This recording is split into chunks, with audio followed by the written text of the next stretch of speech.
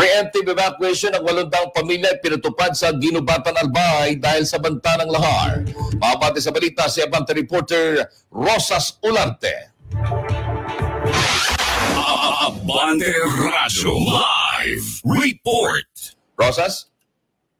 Nasa Maoraro Evacuation Center pa ngayon ang 800 pamilyang inilikas kahapon ng pamahalaang lokal ng Ginubatan, Albay matapos maglabas ng lahar advisory ang Philippine Institute of Volcanology and Seismology of PHIVOLCS. Nagpatupad ng preemptive evacuation si Mayor Gemma Ann Onghoko ng Ginubatan sa mga residente ng Barangay Maninila at Tandarora kaugnay ng forecast rainfall amount na maaring magtulak sa debris deposits sa paanan ng Bulkang Mayon at maapektuhan ng mga residente. Ang mga barangay ng Tandarora at Maninila ang inuna dahil sa pinakamalapit ito sa paanan ng Bulkang Mayon na may malaking dike na dinadaanan ng lahar.